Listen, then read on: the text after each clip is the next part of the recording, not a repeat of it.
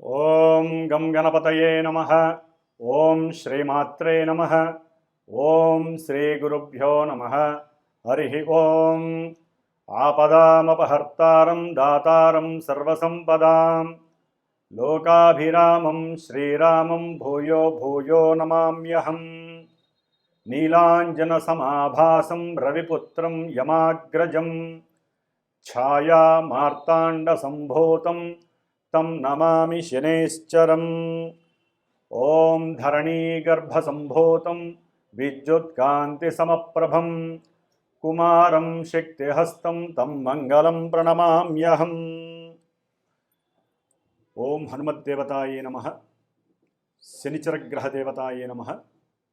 మంగళకర కుజగ్రహాయ నమః.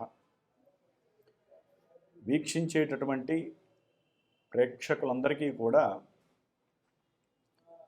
ముఖ్యంగా ఈ యొక్క కాలచక్రంలో గ్రహాలు సూర్యుడి చుట్టూ పరిభ్రమిస్తూ సూర్యుడి యొక్క శక్తికి దూరంగా ఉండటం వలన వక్రిస్తూ ఉంటాయి.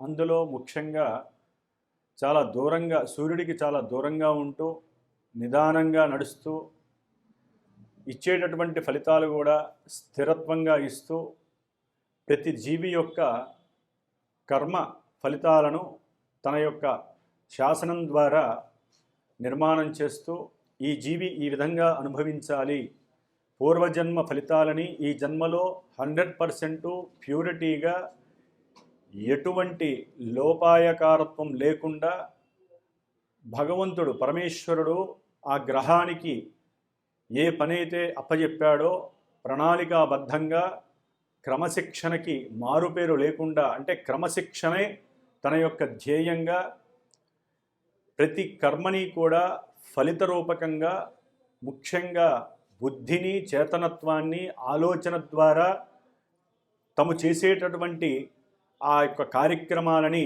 శుభము అశుభముగా మార్చేటటువంటి శక్తి ఉన్నటువంటి గ్రహము శనిగ్రహము. మరి గ్రహాలన్నిటిల్లో కూడా ఈయన మందగమనుడు అంటారు. చాలా నిదానంగా పరిభ్రమిస్తూ ఉంటాడు. మరి ఈయన జూలై 13వ తేదీన వక్రించి దాదాపుగా 4.5 నెలలు తన యొక్క వక్రత్వంతో సొంత నక్షత్రమైనటువంటి ఉత్తరాభాద్ర నుంచి పూర్వాభాద్రలోకి వచ్చి ఇప్పుడు ఈ యొక్క నవంబర్ 28వ తేదీన 2025వ సంవత్సరం నవంబర్ 27వ తేదీన అంటే 28వ తేదీన ఈ మందగమనుడైనటువంటి శని భగవానుడు పూర్వాభాద్ర నక్షత్రంలో మీనరాశిలో ఉండి మరల తన యొక్క ప్రయాణంలో డైరెక్ట్ మోషన్ అంటే రుజుమార్గం వైపు ప్రయాణం చేసేటటువంటి రోజు రానే వచ్చింది. కాబట్టి మన యొక్క జన్మ కుండలి ప్రకారము రాశి కుండలిలో ఉన్నటువంటి మేషాది మీనరాశి పర్యంతము 12వ భావమైనటువంటి మరి ఈ యొక్క మీనరాశిలో జలరాశిలో ఈ యొక్క శని భగవానుడు నిదానంగా మరలా తన యొక్క ప్రయాణాన్ని ముందుకు జరుపుతూ తను ఇచ్చేటటువంటి ఫలితాలు ముఖ్యంగా వృషభ రాశి మీద 3వ దృష్టి చేత వృషభ రాశి మీద, 7వ దృష్టి చేత కన్యారాశి మీద, 10వ దృష్టి చేత ధనుస్సు రాశి మీద తన యొక్క దృష్టి చేతనే ఈ యొక్క రాశుల యొక్క ప్రభావాలు కొన్ని రాశుల వారికి ఏ విధంగా ఉంటాయో తెలియజేస్తూ, అలాగే కుంభరాశి, మీనరాశి, మేషరాశి వీరికి మరలా పరిపూర్ణమైనటువంటి ఏలినాటి శని యోగము కలుగుతోంది. అలాగే సింహరాశి వారికి అష్టమ శని ప్రాబల్యము పెరుగుతోంది. ధనస్సు రాశి వారికి అర్ధాష్టమ శని ప్రాబల్యము, కన్యారాశి వారికి సప్తమ స్థానంలో వేధాకారకుడై వేధాస్థానంలో శని యొక్క దృష్టి డైరెక్ట్గా కన్యారాశి మీద పడటం ద్వారా వేధాశని దోషం తగులుతోంది. కాబట్టి ఇన్ని రాశుల వారికి శని యొక్క దృష్టి చేత, శని యొక్క స్థితి చేత, అట్లాగే శని ఉన్నటువంటి రాశి అయినటువంటి గురు రాశి కాబట్టి ఇటు గురువు ధనాన్ని, సంతానాన్ని, వివాహాన్ని, అఖండమైనటువంటి రాజయోగాలని, దూర ప్రాంతాలలో నివసిస్తున్న వారిని, ఇట్లా అన్ని రకాలైనటువంటి విషయాల మీద ఈయన యొక్క శక్తి అనేటటువంటిది ప్రభావితం చేస్తూ ఉంటుంది. దీనికి తోడు ఈయనకి విరుద్ధమైనటువంటి గ్రహము కుజగ్రహము, శత్రుగ్రహము. మరి ఈ మహానుభావుడు ఇప్పటి వరకు తన యొక్క సొంత రాశిలో ఉండి అనురాధ నక్షత్రంలో ఉండే చాలా ఘోరాలు చేశాడు. ఒక పక్క రోడ్డు ప్రమాదాల, అగ్ని ప్రమాదాల, వాయు ప్రమాదాల, అట్లాగే ఎన్నో రకాలైనటువంటి ఆపదలని, యుద్ధాలని, యుద్ధ మేఘాలని, ఎన్నో రకాలుగా అస్త్రశస్త్రాలని యూజ్ చేసేటటువంటి ఉపయోగించే పరిస్థితిని తెచ్చాడు మహానుభావుడు కుజుడు. కాబట్టి ఈ కుజగ్రహము మహా ఆవేశమైనటువంటి, ఆలోచన రాహిత్యమైనటువంటి, అన్నిటిలో నేనే ముందు అనేటటువంటి చేతనత్వము కలిగినటువంటి, దూకుడు స్వభావం కలిగినటువంటి, అనుకున్న వెంటనే ఫాస్ట్గా చేసేటటువంటి గ్రహము ఈ కుజగ్రహము. ఈయన మిత్రరాశి అయినటువంటి అదే ధనుస్సు రాశిలోకి వస్తున్నాడు. అంటే గురుగ్రహ పాలితమైనటువంటి మీనరాశి మరియు ధనుస్సు రాశి రెండింటికి ఆధిపత్యము గురుగ్రహము. ఈ గురుగ్రహము మొన్ననే వక్రించి మిథున రాశిలో శత్రుక్షేత్రంలో ఉన్నాడు. అంటే రెండు పాపగ్రహాలు ఒక శత్రుక్షేత్రంలో ఉండి గురుడు వీక్గా ఉన్నట్టు మనకి లెక్కించుకోవాలి. గురుడు చాలా బలహీనంగా ఉన్నాడు దాదాపుగా మే వరకు కూడా. మరి ఈ గురుగ్రహ బలం లేకపోవటం వలన ఈ కుజగ్రహము, శనిగ్రహము, ఈ రెండు గ్రహాలు దృష్టి అపారంగా ఉంది. శని యొక్క దృష్టి ఇందాక చెప్పుకున్నట్టుగా ధనస్సు రాశిలో ఉన్నటువంటి కుజుడు మీద డిసెంబర్ 7వ తేదీన కుజుడు ధనస్సు రాశిలోకి అడుగు పెడుతున్నాడు. అక్కడి మొదలు దాదాపుగా ఈ యొక్క కుజుడు జనవరి 11న ఉత్తరాషాఢ నక్షత్రంలో, అంటే జనవరి 15 వరకు కూడా ధనస్సు రాశిలో ఉండి శని యొక్క దృష్టి చేత, కుజుడు 4వ దృష్టి చేత శనిని చూడబడుతూ గురువు వక్రించి చూస్తున్నప్పటికీ ఆ కుజుడు యొక్క ఆవేశాన్ని నిలుపుదల చేసేటటువంటి శక్తి లేనటువంటి వాడు గురుగ్రహము. కాబట్టి శని యొక్క దృష్టి కుజుడి మీద, కుజుడు యొక్క దృష్టి శని మీద ఉండటం అనేటటువంటిది ఒక అయోగ్యకరమైనటువంటి, బాధాకరమైనటువంటి, ప్రపంచానికి, మన విశ్వానికి, అట్లాగే కొన్ని రాసుల వారికి, ముఖ్యంగా కుజ నక్షత్రాలు, అట్లాగే కుజరాశులు, మేష వృశ్చిక రాశులకి, అట్లాగే శని రాశులైనటువంటి మకరము కుంభరాశుల వారికి, అలాగే కుజుడు యొక్క నక్షత్రాలైనటువంటి మృగశిర నక్షత్రము, చిత్తా నక్షత్రము, ధనిష్ఠా నక్షత్రము, ఈ నక్షత్రాల వారికి, శని నక్షత్రాలైనటువంటి పుష్యమి నక్షత్రము, అట్లాగే అనురాధ నక్షత్రము, ఉత్తరాభద్ర నక్షత్రము, ఇవి శని నక్షత్రాలు. ఈ నక్షత్రాల వారు ఈ రాశులకు సంబంధించినటువంటి ఆధిపత్యం కలిగినటువంటి వారు, అట్లాగే కుజ మహర్దశ అంతర్దశలు నడుస్తున్నవారు, శని మహర్దశ అంతర్దశలు నడుస్తున్నటువంటి వారు తగు జాగ్రత్తలు వహించాల్సింది సుమా. ఎందుకంటే ఈ కుజ దృష్టి శని మీద, శని యొక్క దృష్టి కుజుడి మీద అపారమైనటువంటి దోషాలను కలుగు చేస్తున్నాయి. ప్రపంచానికి పీడ కలుగుతున్నట్టుగా మనం భావించాలి. ఎందుకంటే మన రాశులకి మన యొక్క జన్మజాతకంలో ఉన్నటువంటి దశలు, అంతర్దశలు యోగిస్తే ఇవి కొంతవరకు మనల్ని టచ్ చేసి వదిలేస్తాయి, అవి మనల్ని కాపాడుతాయి. జన్మజాతకంలో ఈ కుజుడు శని కూడా పాప నక్షత్రాలలో ఉండి పాపస్థానాలకు సంబంధించిన భావాలను కనుక మనకి చూపిస్తే మటుకు ఈ యొక్క గోచార స్థితి, జన్మజాతకంలో మనకు ఉన్నటువంటి కుజశనుల యొక్క స్థితి కనుక ఆటలాడుకుంటే అట్టడుక్కెళ్ళేటటువంటి పరిస్థితి. ఆరోగ్యం, ఎందుకంటే వీరు ఈ ఇద్దరు గ్రహాలు కూడా దీర్ఘకాలిక అనారోగ్య బాధలని సూచించేటటువంటి గ్రహాలు, యుద్ధాలని, యుద్ధ వాతావరణాన్ని కలుగు చేసేటటువంటి వాళ్ళు, ఎటువంటి విషయాన్నైనా ఎడబాటు చేసి విడదీసేవాళ్ళు, ముఖ్యంగా భార్యాభర్తల మధ్య విడదీసేటటువంటి పరిస్థితి కలుగుతుంది ఈ యొక్క దృష్టి భేదము. అట్లాగే అప్పుల బాధలు ఎక్కువ అవుతాయి. శత్రువులు, పరాయ దేశస్తులు కావచ్చు, మన జాతకరీత్యా చూస్తే కనుక మా గోచారంలో కొన్ని రాశుల వారికి అయిన వాళ్ళు, లేకపోతే పెద్దవాళ్ళు, లేకపోతే సంతానము, ఇట్లా ఎన్నో రకాల సంబంధాల వాళ్ళు శత్రువులై మనకి శత్రు వృద్ధి కలుగుతుంది. అట్లాగే రుణ వృద్ధి కలుగుతుంది. అవసరం లేనటువంటి అనారోగ్యాలు ప్రబలే అవకాశం ఉంటుంది. ఈయన అగ్నిరాశి తత్వంలో, అగ్నిరాశిలో ఉండి అగ్నితత్వపు గ్రహమై మరి జలతత్వములో ఉన్నటువంటి భూతత్వ వాయుతత్వకారకుడైనటువంటి శనిని చూడటం అనేది కొంత అగ్ని మరియు జలతత్వపరమైనటువంటి ఎన్నో ప్రమాదాలు జరగడానికి అవకాశం ఉంది. వాయు సంబంధిత పరమైనటువంటి ఎన్నో దోషాలు లోపాల వలన ఎంతోమంది మరణించే అవకాశము కూడా కలుగుతోంది. ఎన్నో ప్రమాదాలు జలాంతర్గాముల్లో కానీ, జలం లోపల కానీ, లేకపోతే అగ్నికి సంబంధించినటువంటి కీలలు కానీ ఎన్నో ఇబ్బందులు పడే అవకాశం ఉంది.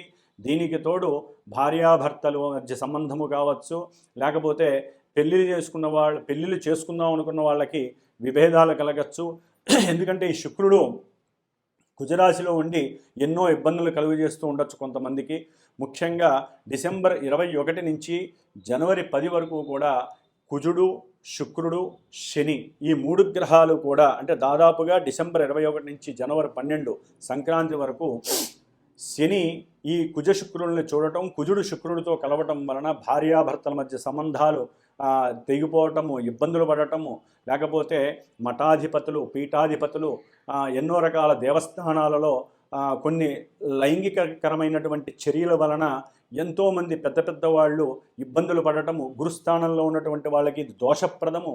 అట్లాగే ముఖ్యంగా ప్రయాణాల యందు కుజశుక్రులు మరి మనకి యాంత్రికపరమైనటువంటి దోషాలని, ఎన్నో వాహన ప్రమాదాలని సూచించేవాళ్ళు.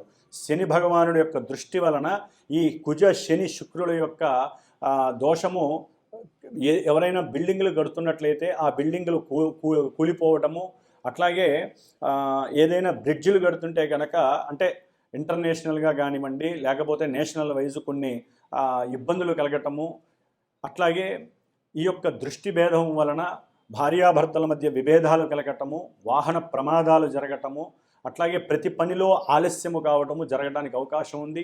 మరి మేషాది రాశి పర్యంతము 12 రాశుల వారికి ఏ రాశుల వారికి ఈ యొక్క గ్రహాల వలన ఏ సమస్యలు కలుగుతాయి, అట్లాగే వీటికి ముఖ్యంగా ప్రతి ఒక్కరూ సంక్రాంతి వరకు కూడా హనుమత్ ఉపాసన చేసుకోండి. అంటే మానసికంగా కావచ్చు, దీక్షాపరంగా కావచ్చు, మానసికంగా హనుమంతుడికి సంబంధించిన హనుమాన్ చాలీసా చదవండి. అట్లాగే కుజ శనిగ్రహాలకి సంబంధించినటువంటి ఇందాక నేను చెప్పిన స్తోత్రాలని దాదాపుగా 7 సార్లు 19 సార్లు రోజు చదవండి.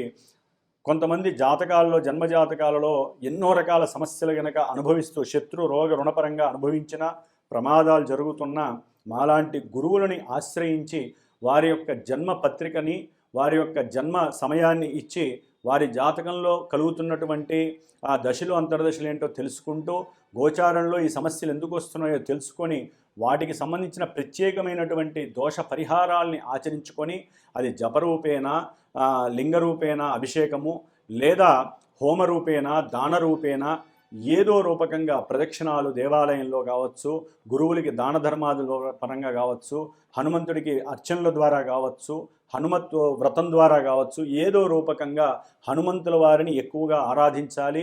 అట్లాగే కుజశనుల శాంత్యర్థమై అందరూ కూడా ఈ యొక్క కుజశనులకి సంబంధించిన స్తోత్రపారాయణ రోజు చేయండి. దానికి తోడుగా హనుమంతుడికి సంబంధించినటువంటి హోమాన్ని చేయటం చాలా విశేషము. ఇట్లా జాతకరీత్యా ఏదైనా ఉంటే గనక తప్పకుండా సంప్రదించి దానికి తగ్గ పరిష్కారాలు ఆచరించుకొని మీ జన్మజాతకరీత్యా గోచారంలో కలిగేటటువంటి దుస్సంఘటనలు కావచ్చు, ఎన్నో రకాలైనటువంటి ఇబ్బందుల్ని కావచ్చు తొలగించుకోవడానికి మీ ప్రయత్నం మీరు చేయవలసిందిగా మరి అనుకుంటూ, ఈ యొక్క మేషాది ద్వాదశి రాశి పర్యంతము ఈ జనవరి 14 వరకు కుజశనుల యొక్క ప్రభావము ఏ రాశుల వారికి ఏ విధంగా ఉంటుందో మరి తెలుసుకుందాం. ఓం ఆంజనేయాయ నమః. మీనరాశి వారికి డిసెంబర్ మాసము మరియు జనవరి 15 వరకు కూడా గ్రహస్థితిని పరీక్షించినట్లయితే ముఖ్యంగా జన్మరాశిలో ఏలినాటి శని ప్రభావాన్ని శని ఈ యొక్క నవంబర్ 28 నుంచి కూడా చక్కగా సజావుగా సాగుతూ ఏలినాటి శనిలో ఇవ్వవలసినటువంటి అనారోగ్య సమస్యలని, ఆర్థికపరమైనటువంటి సమస్యలని, అట్లాగే ప్రతి పనిలో ఆటంకాలు, ఆలస్యాలు కలుగజేస్తూ కొంత నిర్దేశితమైనటువంటి సమయానుకూలంగా జరగాల్సినటువంటి కొన్ని ఉద్యోగపరంగా కావచ్చు, ప్రమోషన్స్ పరంగా కావచ్చు, కర్మల పరంగా కావచ్చు, అవి జరక్క కుటుంబపరంగా ఏదైనా సహాయ సహకారాల విషయంలో కూడా వీరికి అన్నీ కూడా కాస్త నిర్లక్ష్యం వల్ల కావచ్చు, కాలయాపన చేయటం ద్వారా కావచ్చు, బద్ధకం ద్వారా కావచ్చు, వీటి ద్వారా రావాల్సినటువంటి ధన సహాయము రాదు వీరికి. కుటుంబంలో వీరికి కాస్త అస్పష్టత కలుగుతుంది, కుటుంబంలో వ్యతిరేకత కలుగుతుంది, భార్యాభర్తల మధ్య కొంత ఎడబాటు ధర్మం వీరికి ఆవహిస్తుంది శని యొక్క దృష్టి పడటం ద్వారా.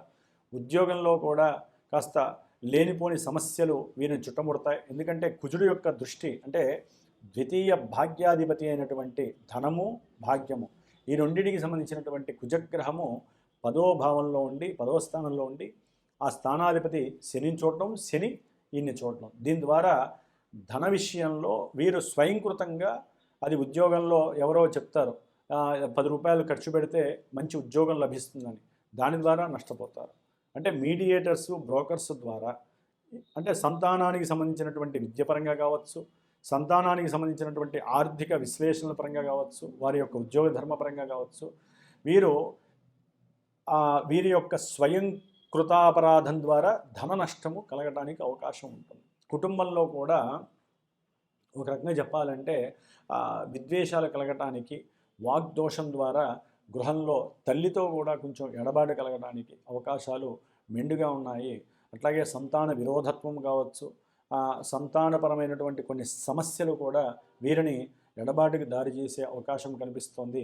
ఏదేమైనప్పటికీ కూడా కుజుడు శనిని చూడటం, శని కుజుడిని చూడటం ద్వారా ధనపరంగా, తండ్రికి సంబంధించినటువంటి ఆస్తిపాస్తుల విషయంలో వీరికి కర్మానుసారైన రావాల్సినటువంటి ధనము రాకపోవటం ద్వారా తండ్రితో కాస్త విరోధత్వము కలగటము, అనుకున్న ప్రతి పనిలో కూడా వికటత్వము కలగటము, విరోధత్వము కలగటము, అట్లాగే అనారోగ్యము వలన వీరికి ధన నష్టము కలిగేటటువంటి పరిస్థితి, దూర ప్రయాణాల వలన, అంటే ఉద్యోగరీత్యా దూర ప్రయాణాలు చేయటం ద్వారా అక్కడ కూడా వారికి అనుకున్న పనులు జరక్క ఎన్నో రకాలైనటువంటి మానసిక అసౌకర్యకరమైనటువంటి పరిస్థితి. బ్రోకరింగ్ అంటే ఏదైనా భూ విషయంలో కానీ, గృహ విషయాల్లో కానీ, బాండింగ్ వ్యవస్థల వలన కావచ్చు, బ్రోకర్లతో కూడినటువంటి వ్యవస్థలో వీరు కొంత అభాస్పాలవ్వటము, సౌకర్యము లోపించటము, అట్లాగే షేర్సు, సెన్సెక్స్ వీటికి సంబంధించిన విషయాలలో కర్మానుసారంలో కొంచెం లోపభూయిష్టంగా ధనాన్ని కోల్పోవటము, వృత్తి ఉద్యోగ వ్యాపార విషయాలలో భాగస్వాముల మధ్య కొంత అసౌకర్యమైనటువంటి పరిస్థితుల వలన వీరు ఇబ్బందులు ఎదురవుతారు. కాబట్టి మీరు ఏ పని చేసినా మీనరాశి వారు ఈ 45 రోజులు ప్రతినిత్యము కూడా హనుమంతుడికి చక్కగా ధ్యానం చేసుకోండి, సుబ్రహ్మణ్య ఆరాధన చేసుకోండి. మీకంతా సమస్తము మీ మాట ధనాన్ని, వృత్తిలో వ్యాపారంలో లాభాన్ని గణించాలని కోరుకోండి. చక్కగా తండ్రితో అనుయాయంగా ఉండటానికి ప్రయత్నం జరిగేలాగా ఆ భగవంతుడి ఆశీర్వచనం తీసుకోండి. ఏదైనా సరే కర్మానుసారైన బుద్ధి వికసిస్తుంది. కాబట్టి మీరు చేసే ప్రతి కర్మ మీ యొక్క బుద్ధిని శాసిస్తుంది, బుద్ధిని వికసింపజేస్తుంది. కాబట్టి చక్కగా దైవారాధన చేసుకోండి. మీనరాశి వారు ఏలినాడి శని దోష పరిహారార్థమై శనిగ్రహ జపము, హోమాదులు చేయించుకోండి. ప్రతి అమావాస్యకి ఏదైనా సరే ఉప్పు మీద నువ్వుల నూనెతో గుమ్మడికాయ, తెల్ల గుమ్మడికాయని చక్కగా లోపల ఉన్నటువంటి గింజలు తీసివేసేసి మంచి అఖండ ఒత్తి వేసి మీ ఇంట్లో పడమర వైపున్న పెట్టండి, లేకపోతే దేవాలయంలో శనికి ఎదురుకుండా కానీ, కాలభైరవుడి దగ్గర కానీ ప్రతి అమావాస్య రోజు పెడితే అనారోగ్య దోషాలు తొలగిపోతాయి. మీనరాశి వారికి కొంత లేనిపోని నిర్లక్ష్య వైఖరికి దూరం అయ్యే అవకాశము, కాలభైరవుని యొక్క అనుగ్రహం మీకు ఎల్లవేళలా ఉండాలి. సుబ్రహ్మణ్య అనుగ్రహంతో మీనరాశి వారికి అనుకున్నటువంటి వృత్తి, వ్యాపార, ఉద్యోగ విషయాలలో ధనలాభం కలగడానికి మీకు మీరే స్వయం కృషితో పోరాడాలి. ఓం హనుమతే నమో నమః.